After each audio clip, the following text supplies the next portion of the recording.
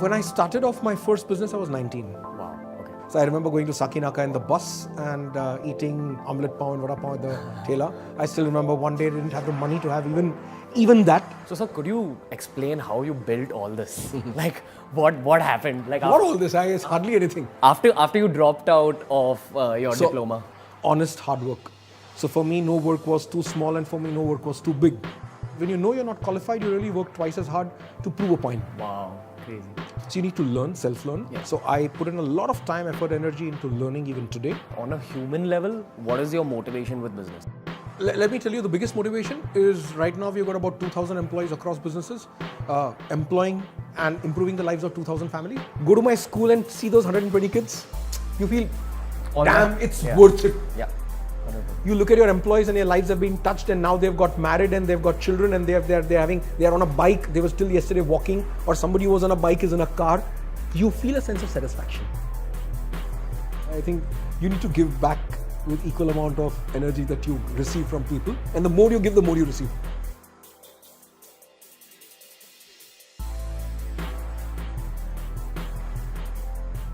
What's good, you guys? Very special episode of the Ranveer Show. I've got an idol of mine, Jimmy Mistry, sir. First time I ever met you was at one of these YouTube brand dating events, and what struck me about you a lot was how you just had this aura about you. So for the young viewers, I actually just want to give them a brief on Jimmy, sir. So sir is actually one of those entrepreneurs I really look up to. So sir began doing business as a teenager. He built one business after another, and today he runs a multi-million-dollar business empire. The empire includes hotels, an interior design business, and adventure parks. He's a self-made millionaire today, and he's going to share his inspirational story on the Ranveer Show. So sir, it's a pleasure having you on the show. Pleasure is mine. So I want to start off the interview with asking you about your past. And I'm not talking about your engineering past. I want to go before that. So you did your diploma in engineering. I didn't complete my diploma in mechanical engineering. I dropped out of college, Wow. but yeah, I finished my 3 years of engineering. Do you ever regret dropping out? Those days, yes, perhaps my father would have been more happier hadn't I dropped out of college and completed my diploma and got the diploma degree. I finished everything besides one paper that I kept flunking in and I could never complete. Wow. But having said that, I have never needed my degree or my diploma ever in life. So I honestly, even till today, I believe in self-learning, and I do not really respect people's degrees and diplomas. I respect the kind of work and the value that they bring in across on the table as a human being and their knowledge. And the skill set? The skill set is super important. Okay. And it's so, when somebody is from LBS or LSE or Harvard or Stanford, the kind of skill set they bring across on the table excites me much more than the degree or the diploma. Got it. So sir, I want to go even further back, and I want to ask you about your family. They say that the Parsi community in general is entrepreneurial. Like there are a lot of businessmen. Yeah. So I come from a very humble Parsi family. My father was a very straightforward, simple Parsi. 33 years of one single job. And I had to, when I started my business, I had to forcibly convince him to kind of take premature retirement after 33 years of working in Sarabhai Chemicals. He used to be in sales. So I've seen him do sales throughout his life. Wow. And very honest, very dedicated to his job and his company. So that's the kind of value system that I've grown up with. Yeah. Now, my mom was an entrepreneur. So she used to be a school teacher. And after that, she ran her own beauty salon at home. So my bedroom was a beauty parlor. Wow. And in Indore, where my dad was posted. Then in Nagpur, where my dad was posted. So all places, we used to get a 2-bedroom apartment. Wow. So my room used to be the parlor. Yeah. And so I've seen and grown up looking at my mom struggle, work, and physically work herself. So for me, no work was too small, and for me, no work was too big. Yeah. I could see both my mom and dad struggle in their own lives and put together the house and put together and kind of teach me and my sister whatever we've learned in life. So from seeing your parents struggle, what's the one thing that stayed with you and helped you till today? Honest hard work. Okay. Both of them. You apply that to Della as well? Yeah. For me, that's super important. You don't mess around. You mess around with everything else in life. Work, you don't mess around with work. So sir, could you explain how you built all this? Like what happened? Like Not all this, it's hardly anything. After you dropped out of your diploma? Yeah, after I dropped off my diploma, tremendous amount of pressure from my parents, especially my dad, to do something. And he would like keep giving me tanas all the while. He's doing nothing. And I was still trying to put a garage together to repair bikes and stuff like that. Didn't have the funds. How old were you, sir? When I started off my first business, I was 19. Wow, okay. When I came back to Bombay, I needed some seed money. I sold off my bike for about 14,000 bucks those days or something. And with that, I bought drilling machine and pest control chemicals, was at Baikala, at Namdev Umaji, bought some chemicals, bought some pump drilling machines and started off a pest control business. Wow. So that was 91 and 91 to 93, 2 years I was doing that. Soon enough, I started approaching corporates, trying to get large scale business of large number of flats. I got Bank of Baroda as one of my clients with almost, I think about 30 or 50 flats, I forgot now, but pest control of those and so on and so forth. So 2 years I started doing a lot of buildings and societies in Bombay, their pest control. Along with pest control, when they started to know me, I would end up doing the water tank disinfecting contracts, then plumbing wall repair contracts that got me into plumbing. And so I would basically lap up any business that would come my way and explore and try and get more and more out of it. 93, I full-fledged went into contracting. So doing contracting jobs for all the leading architects across, especially in Bombay, but even outside Bombay. It was a learning ground for me to understand architectural design practices. Yeah. And that would be helping me in my later years as I moved on to furniture. And I soon realized that there is a vacuum. And for me, all businesses begin with an idea and a thought process of identifying a vacuum. Like, so there was a lack of a good designer. There was a lack of international design furniture in the country. Okay. Those days, which people were ready to lap it up, buy it at any cost. And there was no suppliers. When was this, sir? This was in 95. Okay. So 93 to 95, I kept doing contracting. And I was looking at something where I could establish myself bigger than contracting. Got it. And came across this book, Officio, which is a magazine and a catalog for office furniture. I sent a fax to a couple of companies. And soon enough, I got a return reply from a company by the name of Allahbadia Synthesis. Those days, Allahbadia was the world's second largest office furniture manufacturer. And I told them that I want to come to Italy and see if I can buy their products for India and represent them in India. I had no knowledge, 200 square feet office at Nepean Sea Road. And rest is history. I soon started representing not only Allahbadia Synthesis in 96, but I picked up at least 27 Italian companies. Wow. Representing residential furniture, glass pieces, glass furniture, hardware. So each of these companies have now come into India 20 years later and have a showroom or a dealer or representative. I got them into India 20 years back. Wow. More than 20 years. Have you heard of this millennial word called hustler? Yeah. Do you know what it means? Yeah. It means someone who works hard consistently. Like, you finish one of your tasks and you move on to like the next For one. people like us, there's no choice, right? Yeah, You don't have an option. You don't have a fallback plan. There's no plan B. Yeah. When people have a plan B, they tend to kind of relax down. Okay, ye nahi hua to ye karenge. Yeah. In our case, there's no plan B. 100%. So one thing I really want to ask you is that something that stands out about you is like your energy. You've got too much energy, especially for like, I see a lot of other 48-year-olds, they can't match this energy level. So do you ever get tired of business? I would be lying if I say I don't get tired of things that I do. I do get tired, especially because now responsibilities have been in different directions, 6 business verticals. The energies kind of get sapped because you're not having the right people in front of you. You're forever crying to get the right people. That's one of the main challenges. And people at your wavelength, very difficult to get. That's your biggest challenge right now. People is the biggest challenge. So one thing I really want to ask you is that not as a businessman, but just as a man, as the regular guy, what's your biggest challenge in life right now? Forget the business. Any entrepreneur, the biggest challenge is finance. Any first generation entrepreneur. Yeah. Because if you're trying to expand and grow all the time, You need some money. You need funding all the time. So you're crying for money 24 hours a day, all your goddamn life. Because you're trying to expand.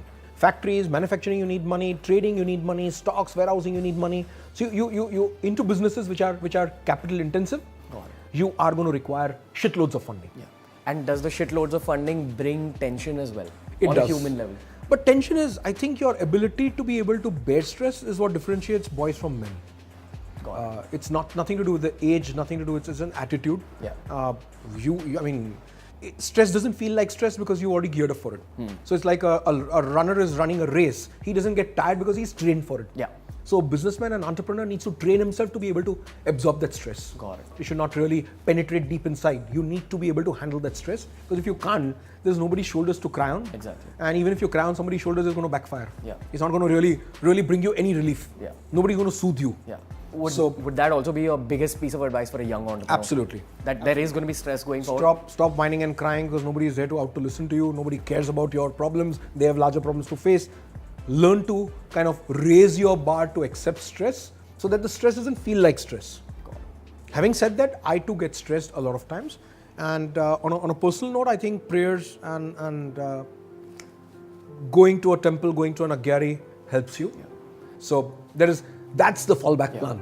You're really crying on somebody's shoulder, go there and cry. Yeah, because that helps you to get your balances correct, get your knot direction again correct. Yeah. And right enough, God is there to support you at every single possible stage in my life. I would have stumbled and finished off long back. Yes. Every point in life, even today, I am where I am who I am, thanks to the support that He sends me. Yes. He sends me an angel in some form or the other. Yes.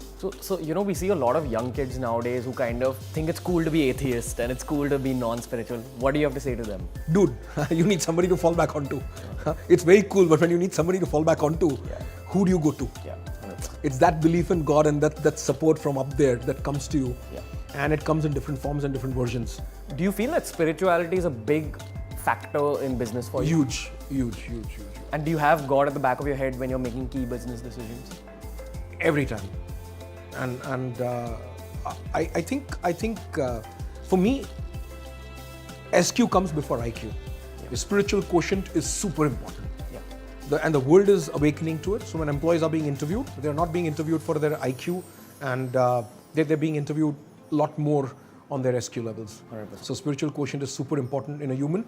You head in a right direction. The human is good because he's spiritual. So obviously you've been doing business for so long. What are your 3 biggest mistakes that you've done in business?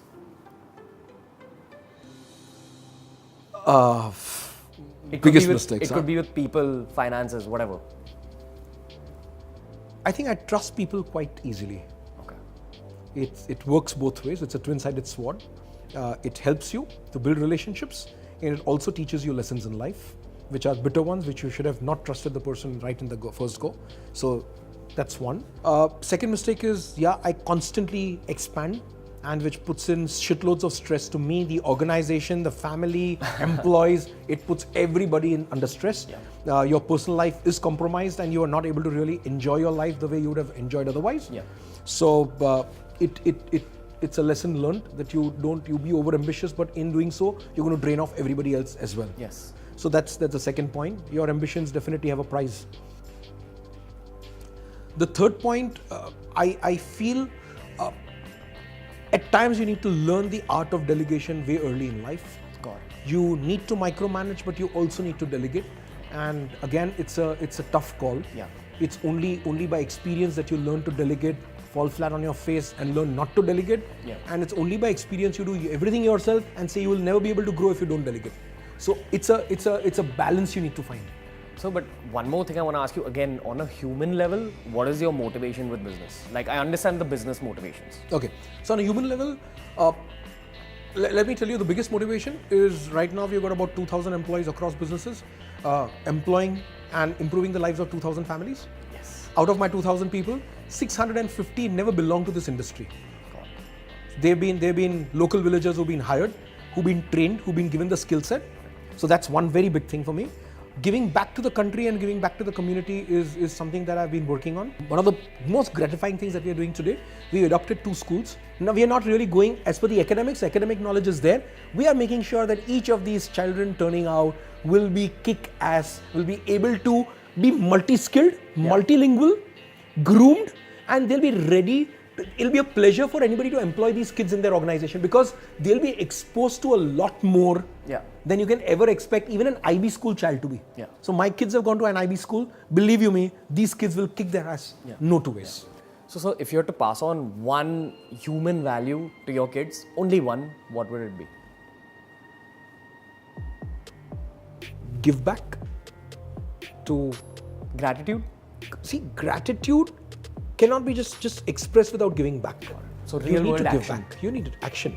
Got it. Give back, because if you only when you give back you have that sense of achievement, and when you give back to the society, you give back to people, you give back to your community, you give back to your country, the satisfaction and the gratification in your own eyes, it's not in the eyes of the world. Yeah. It's in your own eyes. So when you die tomorrow, if I were to die, I have a certain sense of satisfaction about what I've done in my years of living. Yes.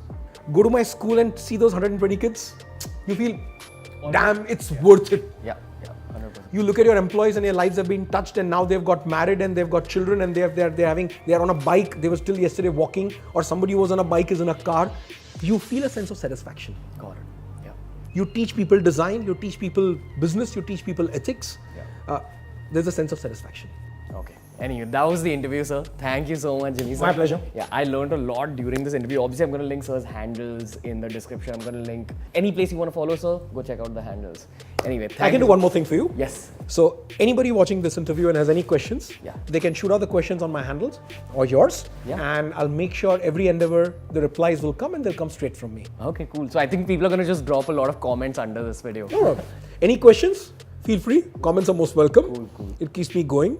Sounds good. From one hustler to all the other hustlers. Cheers, guys. Okay, see you guys.